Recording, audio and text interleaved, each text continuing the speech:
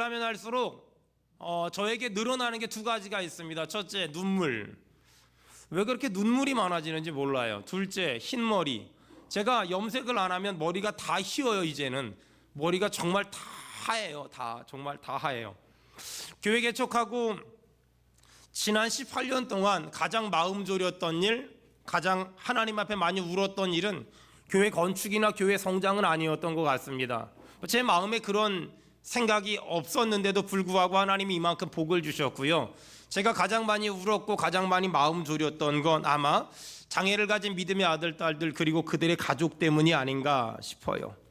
지난 2주간 동안 코로나로 하나님 앞에 현장 예배 회복을 위해서 간절히 기도하는데, 하나님은 제가 처음에 기도할 때는 현장 예배 회복을 위해 기도하게 하시는데, 기도가 깊어지면 깊어질수록 하나님은 현장 예배 회복을 위한 기도보다는 갑자기 이렇게 제 기도를 끌고 가셨어요. 장애를 가진 아들, 딸들을 위해서. 그리고 하나님이 내가 장애를 가진 아들, 딸들을 위해 기도하기를 원하시는구나 깨닫고, 제가 명단을 전부 다 적어보니까 34명이더라고요 저희 전라도로 이사간 그 형제 아이 제외하고 나서는요, 그 한 명 한 명 이름을 불러가며 기도하는데, 하나님이 제 마음에 그렇게 주체할 수 없는 눈물을 흘리게 하셨어요. 그러면서 하나님이 제 마음에 주셨던 마음이, 이번 코로나로 힘든 사람들이 참 많을 텐데 가장 힘든 사람들이 아마 장애를 가진 믿음의 아들들, 믿음의 딸들, 그리고 그들의 가족일 거다. 그들은 지금 사람들이 보지 않는 어느 곳에선가 울고 있을지도 모른다. 그들에게 말해줘라, 울지 말라고.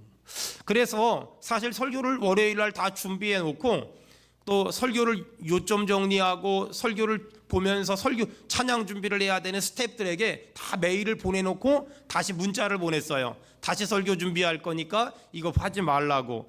그래서 다시 설교를 준비해서 오늘 설교를 하는 겁니다. 여러분, 제가 좀 전에 말씀드렸지만 저희 교회는 장애를 가진 믿음의 아들들, 딸들이 34명이 있습니다. 장애를 가진 우리 아이들 키우는 엄마 아빠들도 마찬가지지만 우리 성도들도 오늘 설교를 들으면서 목사의 말이 아니라 하나님의 음성으로 받아주시면 참 많이 좋겠다, 그런 생각이 듭니다.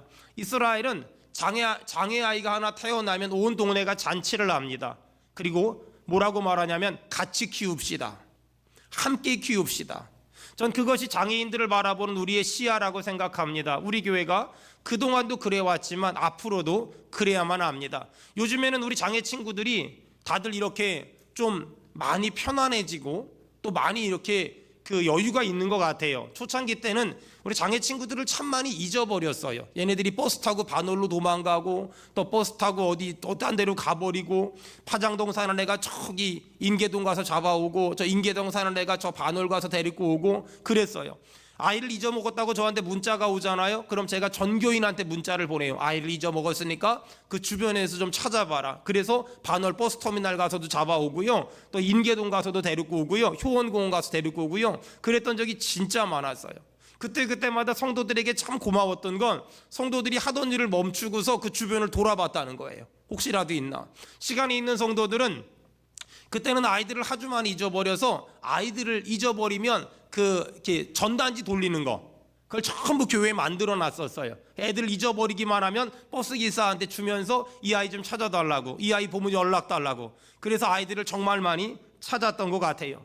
그게 우리 교회였고, 앞으로도 우리 교회는 그런 마음을 가지고, 장애를 가진 아이들은 절대 혼자 잘 키울 수 없습니다. 같이 함께 키워야만 합니다. 저는 오늘 이 장애인 주일을 맞아서, 그리고 오늘 말씀을 들으면서 장애 아이를 키우면서 슬프게 울고 있는 성도들이 있다면 하나님이 그들의 눈물을 기쁨의 눈물로 바꿔주시길 주의 이름으로 축원합니다. 한 여자가 있었어요. 나인성이란 지역에 살고 있었어요. 한 남자랑 결혼했겠지요. 그리고 얼마 있다 아기를 낳았을 거예요. 참 많이 행복했겠지요. 그런데 어느 날 이 여자의 남편이 아무 이유를 모르겠는데 죽어버렸어요. 얼마나 속상했을까, 얼마나 화가 났을까. 지금도 그렇지만 그 당시에 여자 혼자 아이를 키운다는 건 가난을 말하고 또 고난을 말하고 고통스러움을 상징하는 거예요. 하지만 그래도 그 여자에겐 희망이 있었어요. 아들이 있었어요. 아들이 잘하는 걸 보기만 하면 그래도 위로가 됐고 위안이 됐고 어떤 희망을 가질 수가 있었어요. 그 여자에겐 아들은 그냥 단순히 아들이 아니라 기댈 만한 언덕이었고 비빌 만한 어떤 울타리 같은 존재였어요. 그런데 이 아이가 어느 정도 나이가 좀 먹었나 봐요. 남편이 없는 여자에게 이 아이는 굉장히 소중한 존재였을 거예요. 그런데 이 아이가 죽어버린 거예요. 얼마나 힘들었을까? 얼마나 고통스러웠을까? 얼마나 아팠을까? 여러분, 설상가상이란 말 아세요? 눈이 왔는데 서리까지 와버린 거지요. 마치 엎친 데 덮친 격, 그런 것 같아요. 제가 짧은 인생 살며 깨달은 게 있는데요, 고난이라는 거는요, 하나만 오고 안 오면 이게 버틸만 하거든요. 고난이라는 거는요, 하나만 오고 더 이상 안 오면 견딜만 해요. 고난이 왜 힘든 줄 아세요? 올 때 화끈하게 와요. 그래서 그런 거 있잖아요. 내가 고난이 왔어요. 내 인생이 지금 밑바닥인가 보다.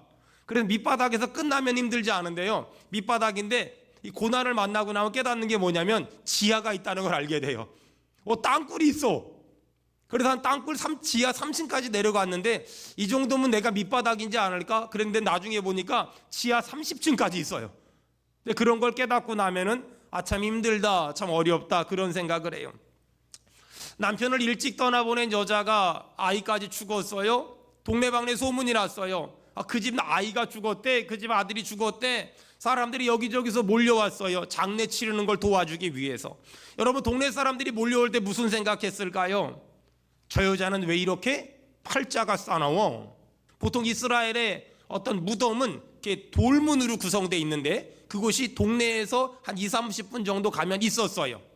이렇게 동네 사람들이 나인성 과부의 아들의 그 장례 행렬을 만들어서 지금 이제 관을 메고 나가는 거예요. 근데 그때 신기한 일이 벌어졌어요. 나인성 과부의 아들의 죽음의 행렬이 나인성을 빠져나가는데 거기 보니까 예수님이 제자와 많은 무리와 함께 나인성으로 입성하는 거예요. 여러분, 죽음의 행렬과 생명의 행렬이 만났어요. 여러분, 예수 그리스도는 생명의 근원인 줄로 믿습니다. 예수 그리스도는 사단, 마귀, 귀신, 더러운 것들을 물리치신 하나님의 아들이신 줄로 믿습니다. 그래서 예수님은 그 죽음의 행렬을 피하지 않았고 정면 대결했어요. 예수님은 나인성으로 들어오고 계시고 지금 나인성 과부의 아들의 장례 행렬은 나인성을 빠져나가는데 지금 죽음의 행렬과 생명의 행렬이 만났는데 예수님이 그 많은 장례 행렬 가운데 누구를 보셨다고요? 한번 볼펜 있으면 언더라인 치세요. 주께서 과부를 보시고. 그곳에 그 장례 행렬에 얼마나 많은 사람들이 있었겠어요? 그런데 하필이면 예수님은 주께서 과부를 보시고. 여러분, 성경을 보면은요, 예수님이 보셨다는 말이 굉장히 많이 나와요. 사복음서에만도 40번 이상이 나오거든요. 근데 그때마다 예수님이 보셨다라는 단어에 함께 나오는 단어가 있어요. 가난한 사람, 넘어진 사람, 쓰러진 사람, 울고 있는 사람, 장애를 가진 사람, 연약한 사람, 아픈 사람, 병든 사람, 예수님은 그들을 보시고 계시다라고 말해요. 여러분, 지금도 예수님은 우리 가운데 울고 있는 사람, 아파하는 사람, 넘어져 있는 사람, 장애아이를 키우면서 힘들어하는 사람, 물질 때문에 고통스러워하는 사람, 사람 간의 관계 때문에 어려워하는 사람, 앞길이 꽉 막혀서 힘들어하는 사람, 빚 때문에 허덕이는 사람, 그래서 하나님 앞에 도와달라고 살려달라고 기도하는 사람들, 하나님은 지금도 그들을 보시고 계시는 줄로 믿습니다. 여러분, 고난을 만난 사람이 있어요. 하지만 고난을 가지고 주님 앞에 나오는 사람이 있어요. 주님은 고난을 만난 사람에겐 관심이 없어요.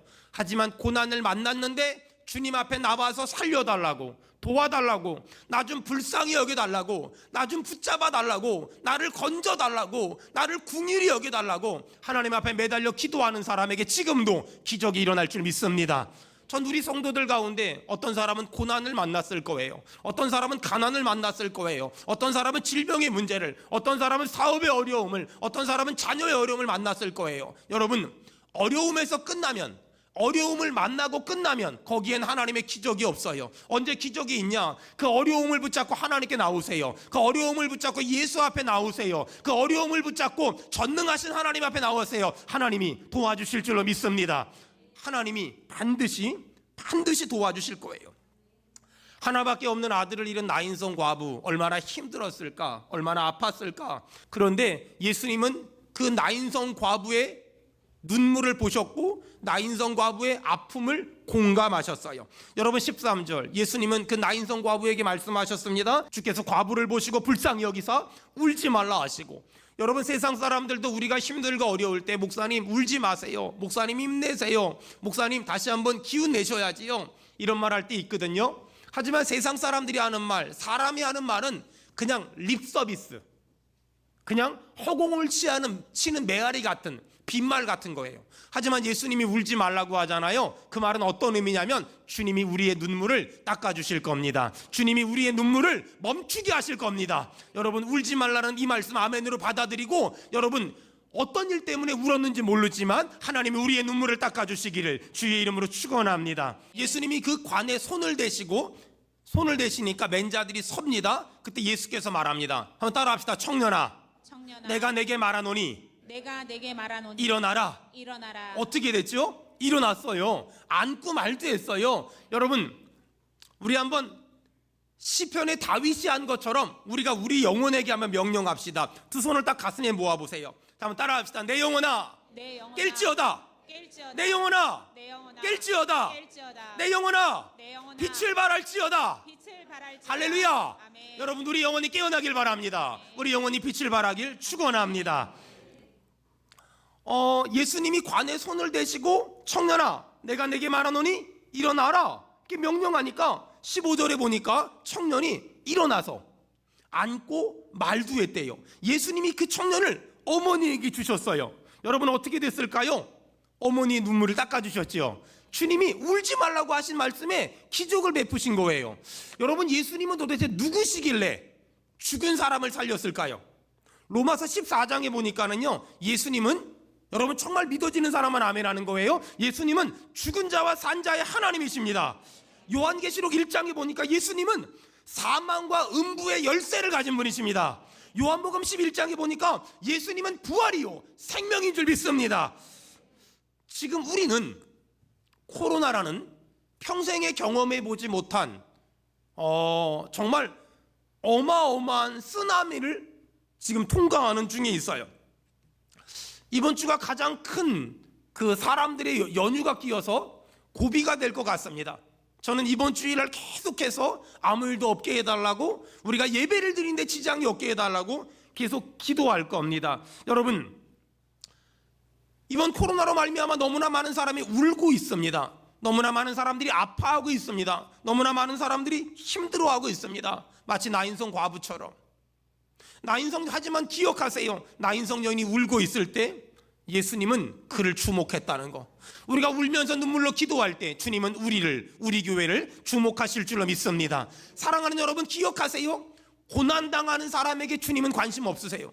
아프고 병든 사람에게 주님은 관심 없으세요. 누구에게 관심이 있냐? 고난을 가지고 예수 앞에 나오는 사람에게. 질병과 아픔과 눈물과 답답함과 속상함과 억울함과 장애와 연약함을 가지고 예수 앞에 나오는 사람에게 주님은 모든 죄를 사하시며 저들의 인생에 기적을 행하실 줄로 우리 믿는 사람 아멘 합시다. 그렇게 될 거예요. 이 세상에 단 한 번도 울어보지 않은 사람이 있을까? 없다고 생각합니다. 예수님은 죄가 없는 사람을 만든 적은 있습니다. 딱 한 번. 누굴까요? 예수 그리스도. 하나님은 죄가 없는 사람을 만든 적은 딱 한 번 있어요. 예수 그리스도. 하지만 하나님은 눈물 흘리지 않는 자녀를 만든 적은 단 한 번도 없어요. 왜? 예수님도 공생애를 담당하시면서 우셨으니까는요. 여러분 기억하세요? 힘들 때, 어려울 때, 아플 때, 속상할 때, 답답할 때, 억울할 때 주님 앞에 나와서 우는 것, 그걸 믿음이라고 말해요. 그걸 신앙이라고 말해요. 저 어디 어두운 데 구석에 가서 술 먹고 우는 건 믿음이 아니에요. 힘들고 어렵고 답답하고 속상할 때 예수 앞에 나와서, 교회 나와서 울며 기도하며 하나님 도와달라고 살려달라고 기도하는 걸 믿음이라고 말해요. 우리 믿음의 선배들은 교회당에 모이기만 하면 울었어요. 그들은 교회를 울기 위해 갔어요. 저희 어머니 늘 교회 가서 울고 집에 오면 뭐라 그런 줄 아세요? 교회 가서 실컷 우니까 속이 시원하다 그랬어요.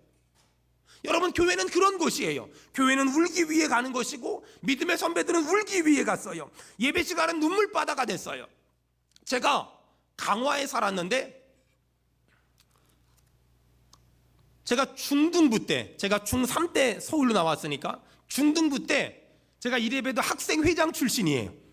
중등부 학생회장.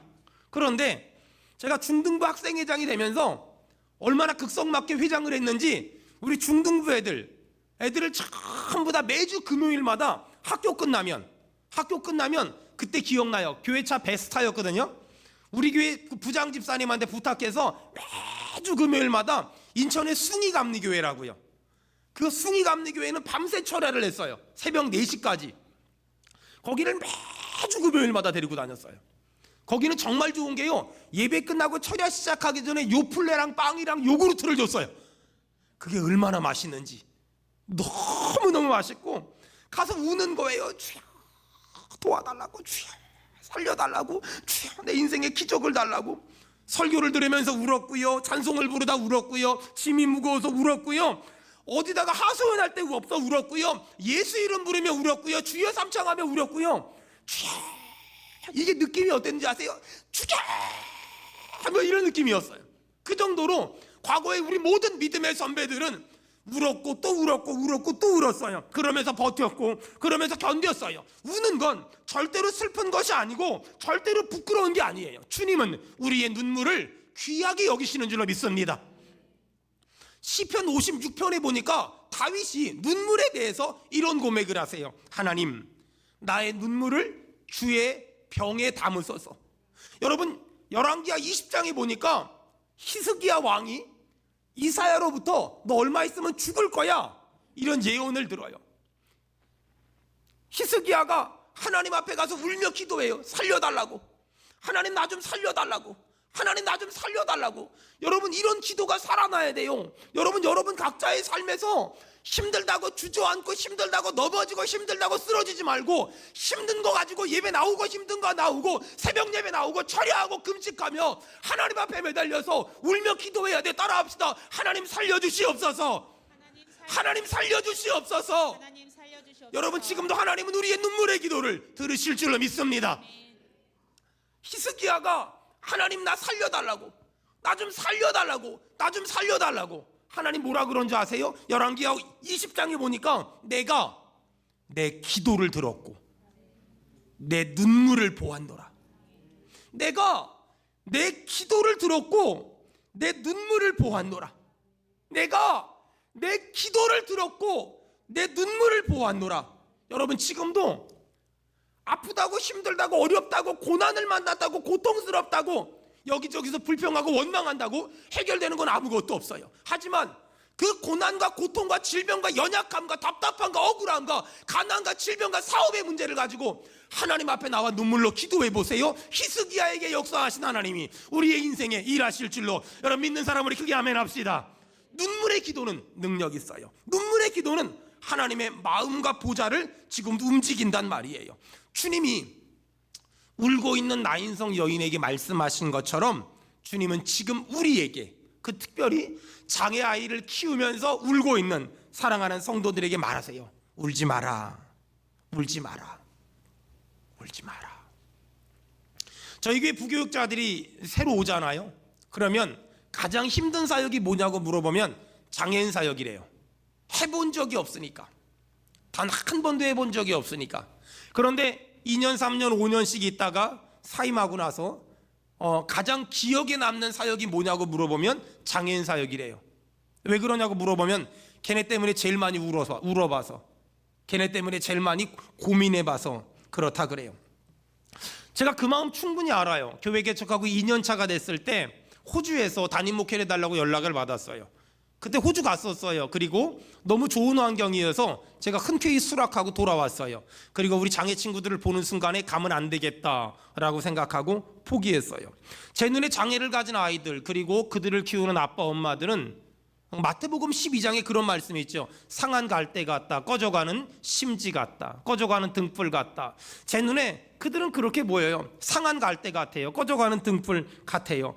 여러분, 갈대는요 누가 톡 건드리면 부러져요. 꺼져가는 심지는요 누가 호 불면은요 꺼져버려요. 누가 건드리기만 하면 넘어질 것만 같아요. 누가 불기만 하면 스르륵 꺼져버릴 것만 같아요. 여러분, 그거 아세요? 내가 잘 먹고 잘 살 때는요 세상이 야박하다는 거 잘 몰라요. 근데 내가 상한 갈대가 돼보잖아요. 내가 꺼져가는 등불이 돼보잖아요. 세상이 얼마나 야박한지 금방 알아요. 내가 잘 먹고 잘 살고 잘 나갈 때는요 내가 상한 갈 때가 아니고 꺼져가는 등불이 아닐 때는요, 세상이 얼마나 야박한지 진짜 몰라요. 근데 내가 정말 그런 입장 돼 보면은요, 세상이 얼마나 야박한지 부모조차, 가족조차, 형제조차요, 장애아이를 키우는 부모님들, 그리고 그들의 모습은 상한 갈 때 같아요. 꺼져가는 심지 같아요. 뭐 그들만 그렇겠습니까? 삶의 고단함과 어려움을 가진 수많은 성도들이 아마 이런 모습일 것 같아요. 여러분, 저는 우리 교회가 상한 갈 때 같은 사람을 꺾지 말았으면 좋겠어요. 꺼져가는 심지 같은 사람들을 끄지 말았으면 참 많이 좋겠어요. 주님은 오늘 상한 갈 때 같은 사람들에게 말씀하십니다. 그리고 꺼져가는 심지 같은 사람들에게 말씀하십니다. 울지 마라. 여러분, 옆 사람 얼굴 좀 한번 봐봐요. 그렇게 한마디 합시다. 울지 마세요. 시작. 자, 그렇다면 주님이 어떻게 우리의 눈물을 닦아주실까? 여러분, 구약 성경을 자세히 좀 읽어보면은요, 구약 성경은 사회적인 약자들을 위해서 5가지의 제도를 만들었습니다. 여러분, 구약에서 말하는 사회적인 약자들은 누굴까요? 고아, 과부, 나그네. 하나님은 이들을 위해 특별한 제도 5가지를 만들었는데 그 첫 번째가 11조입니다. 여러분, 교회는 11조에 대해서 반드시 설교해야만 합니다. 그리고 성도들은 반드시 11조를 해야만 합니다. 그것이 성도의 의무이기 때문입니다. 하지만 교회는 성도들에게 11조를 반드시 가르쳐야만 하지만 또 한 가지, 성도들이 낸 11조를 교회는 제대로 올바르게 써야만 합니다. 어디를 위해서? 연약한 자들을 위하여, 사회적인 약자들을 위하여. 두 번째, 하나님이 구약을 통해 말씀하신 사회적 약자들을 위한 제도가 뭘까? 이삭 남기기. 추수를 하다가 이삭이 떨어지면 절대로 줍지 마라. 그리고 연약한 사람들이 그 이삭을 주울 때 절대로 비난하거나 무시하거나 무례하게 대하지 마라. 세 번째, 안식년. 6년 동안 힘써 일하고 7년째가 됐을 때 쉬어라. 그때 자연스럽게 나오는 열매들, 과일들이 있을 거 아니에요? 그것들은 전부 다 연약한 사람들에게 나누어 줘라. 네 번째, 희년. 49년 동안 힘써 일하고 50년째가 됐을 땐 노예도 땅도 빚도 다 탕감해 줘라. 연약한 사람들을 위해서. 다섯 번째, 절기. 추수감사절, 또 부활절, 성탄절 때 우린 평소 때보다 조금 더 많은 헌금을 합니다. 예전에 저 어릴 적에 저희 어머니 같은 경우는 절기 때 헌금을 하기 위해 적금을 드시더라고요. 그 정도로 옛날 어른들은 이 절기 헌금에 대해서 굉장히 중요하게 생각했습니다. 그 정도는 아니더라도 우린 평소 때보다 부활절 때, 또 추수감사절 때, 성탄절 때 좀 더 많은 액수의 헌금을 하는 것을 우리가 보통 관례적으로 그렇게 합니다. 왜 그럴까? 그 헌금은 특별하게 교회를 위해 쓰는 것이 아니라 연약한 자들을 위해 흘려보내기 위해서 우리가 그렇게 헌금하는 겁니다. 또한 성경에는 사회적인 연약한 사람들을 위해서 어떻게 배려할 것인지를 말하고 있습니다. 첫째, 해가 지기 전에 품삯을 줘라. 그래야 그 가족들이 먹고 살 수 있다. 둘째, 일한 만큼 주지 말고 필요한 만큼 줘라. 그래서 포도원 품꾼의 비유가 나오지요. 일찍 부른 사람, 늦게 부른 사람 동일하게 한 데나리온씩 주지요. 그 한 데나리온은 그 사람이 일한 만큼 주는 것이 아니라 그것이 있어야 그 가족이 살 수 있기 때문에 그만큼을 주라고 말하는 겁니다. 세 번째, 겉옷을 전당 잡혔을 때 해가 지기 전에 겉옷을 돌려줘라. 저녁 되면 추워서 아프다. 어떤 사람은 그럴 수 있어요. 목사님, 전 절대 그렇게 살 수 없습니다. 그렇게 말하는 사람에게 제가 꼭 물어보고 싶은 게 하나 있어요. 내가 그 열매를 거둘 수 있도록 땅은 누가 주셨습니까? 나무는 누가 주셨습니까? 해달별은 누가 주셨습니까? 여러분, 이렇게 산다는 건 쉽지 않습니다. 부담됩니다. 만만하지 않습니다. 하지만 이렇게 사는 것이 하나님의 뜻입니다. 여러분, 그렇다면 오늘 이 장애인 주일날 이 시대의 약자는 누굴까요? 이 시대의 약자, 고아, 과부, 나그네. 저는 이 시대의 약자가 장애인이라고 생각합니다. 물론 장애인이라고 다 가난한 건 아닙니다. 하지만 장애인들은 시간이 흘러가면 가난해집니다. 왜 그럴까요? 제가 얼마 전에 상담한 가정이 있는데 그 가정은 아이가 그래도 장애 정도가 약해서 아이가 공동작업장에서 일을 하더라고요. 돈도 꽤 많이 받아요. 4대 보험도 받아요. 괜찮지요? 그 정도면. 근데 문제가 뭐냐면 이 아이가 직장을 다니는데 거기서 어떤 그 직원을 한 명 알게 된 거예요. 근데 어떻게 하다가 그 사람이 이 장애 친구의 그 명의를 가지고 대출을 받아가지고 도망가 버렸어요. 월급 꼬박꼬박 나오니까. 여러분, 이것이 인간의 이 장애를 가진 친구들의 한계예요. 아픔이란 말이에요. 장애를 가진 친구들을 바라보는 예수님의 마음은 어땠을까요? 마태복음에 보니까 민망히 여겼대요. 민망이라는 게 뭔지 아세요? 창자가 끊어질 정도로 마음이 아팠대요.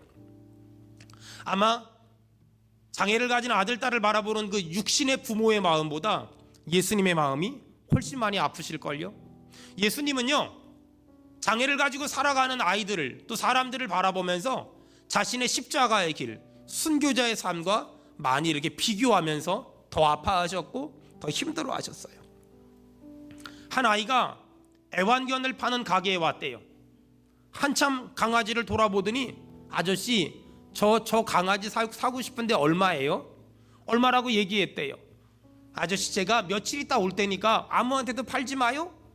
그리고 아이가 돌아갔대요. 그리고 며칠 있다 진짜 왔대요. 그 강아지를 사가는데 이 가게 주인이 좀 신기한 거예요. 강아지가 쩔뚝발이었거든요.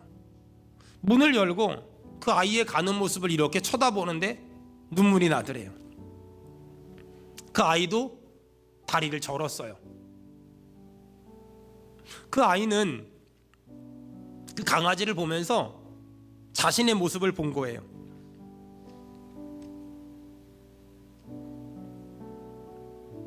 예수님은 장애를 가진 우리 아들, 딸들이 평생 짊어지고 살아가야 될 그 장애, 그걸 보면서 예수님의 십자가를 많이 생각하셨던 것 같아요.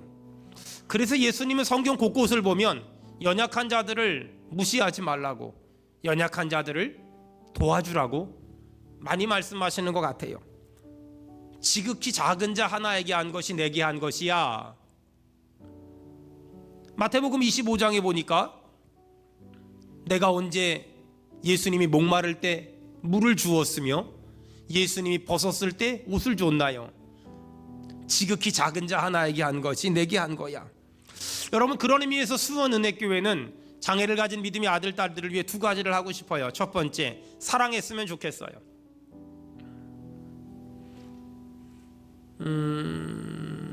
어떤 분이 저한테 그랬대요. 황유성 목사 저거 가짜야. 맨날 장애 아이들을 위해서 뭐 해준다 그러더니 해준 게 뭐가 있어? 건물을 지었어? 복지관을 만들었어? 해준 게 뭐가 있어? 생각해보니까 제가 해준 게 없긴 없어요. 죄송합니다. 근데 사실요, 제가 하고 싶은 일은요, 복지관을 건축하는 거, 뭐 그룹홈을 만드는 거, 뭐 그런 것도 하나님이 저한테 돈 주시면 할 거거든요. 근데 사실 그것보다요, 제가 하고 싶은 건 그런 관점이 좀 저랑 많이 달라요. 제가 하고 싶은 거는요, 건물을 만들고 시설을 만드는 게 아니에요. 제가 하고 싶은 건요, 사랑하고 싶어요. 이 세상에 더 좋은 시설 얼마나 많아요. 더 좋은 복지관 얼마나 많아요. 근데 제가 자신 있게 말할 수 있는 건요, 저보다 더 사랑은 못해요. 전 우리 성도들이 하나님이 우리 교회에 선물로 보내주신 믿음의 아들, 딸들 사랑하는 척하지 말고 사랑했으면 좋겠어요. 이 땅에 교회가 많잖아요. 각자의 교회들은 자기의 사명과 사역을 감당합니다. 하지만 하나님이 우리 교회에 주신 사명은 장애를 가진 믿음의 아들, 딸들 보듬어 주라고, 그들 사랑해 주라고, 그들 끌어안아 주라고 하나님이 저에게 사명 주셨다고 저는 생각합니다. 휠체어를 타고 다니는 어떤 학생이 쓴 글을 봤어요. 제목은 세상에 다시 태어난다면. 내가 만일 세상에 다시 태어난다면 나는 어머니의 어머니로 태어나고 싶습니다. 그래서 지금까지 내가 받은 고마움을 어머니의 어머니가 되어 보답하고 싶습니다. 지금 내가 어머니의 고마움을 보답할 수는 없지만 만일 다시 태어나면 나는 내 어머니의 어머니로 태어나고 싶습니다. 가끔 우리 성도들이 저한테 물어봐요. 목사님, 장애를 가진 친구들이 저한테 다가오면 어떻게 해야 될지 모르겠어요. 어떻게 하면 되나요? 이러면 돼요. 내가 저 아이 아빠라면 어떻게 할 건지, 내가 저 아이 오빠라면 어떻게 할 건지, 내가 저 아이 엄마라면 어떻게 할 건지, 내가 저 아이 형이라면 어떻게 할 건지, 그냥 그 생각하고 대하면 돼요. 저는 사회복지를 전공하러 특수교육을 전공하지 않았어요. 저는 신학을 전공한 사람이에요. 저는 그냥 제가 할 수 있는 일이 뭘까? 복지관 짓는 거? 그룹홈 하는 거? 그건 국가에서 하고. 그럼 저는 뭐 할까? 저는 사랑하려고. 사랑. 여러분, 사랑이 말이에요, 가벼운 거 같으세요? 이게요, 돈 주고도 안 되는 게 사랑이에요. 여러분 한번 가만히 생각해 봐봐요. 언제 가장 행복하고 언제 가장 불행한 줄 알아요? 좋은 인간관계 가운데 있으면 행복하고요, 인간관계가 무너지면 불행해요. 여러분, 우리 장애 친구들한테 정말 필요한 게 뭘까요? 좋은 시설? 좋은 집? 좋은 프로그램? 아니에요. 그건 국가가 잘하잖아요. 그건 많은 기관들이 잘하잖아요. 그럼 우리 교회 뭐 할까요? 사랑해 주는 거 있잖아요. 그냥 우리 장애 친구가 교회를 왔어. 그러면 막 집사님들, 권사님들, 장로님들, 막 목사님들이 어서 와라 그리고 다 이뻐해. 막 서로 이 아이가 좋아가지고 막 어쩔 줄 몰라. 우리 그냥 일반 말로 애를 그냥 쭉쭉 빨아. 그냥 너무 좋아서. 여러분, 이게 교회 아닐까요? 우리가 뭐 그렇게 대단한 지식이 있고 대단한 학문이 있겠어요? 사랑. 이 아이들 잊어버렸을 때 온 교인이 찾아다니는 사랑. 장애인 사역은 세상적인 관점으로는 답이 없어요. 그저 집 하나 지어주고 그저 시설 하나 만들어주는 거 외에는 할 수 있는 게 없어요. 하지만 그건 해답이 아니에요. 장애를 가진 아이들이 정말 원하는 건 뭘까요? 인간 대접받고 싶은 거예요. 사람 취급받고 싶은 거잖아요. 사랑받고 싶은 거잖아요. 그냥 일반 삶을 살고 싶은 거예요. 여러분, 그래서 우리 교회는 장애를 가진 친구들을 정상을 만들려고 애쓰는 게 아니라 장애를 가진 친구들을 정상적인 신앙을 가진 장애인을 만들고 싶어요. 그냥 멋진 그리스도인, 때가 되면 집사님도 되고 때가 되면 권사님, 장로님도 될 수 있는 거, 그의 장애 정도에 따라서. 여러분,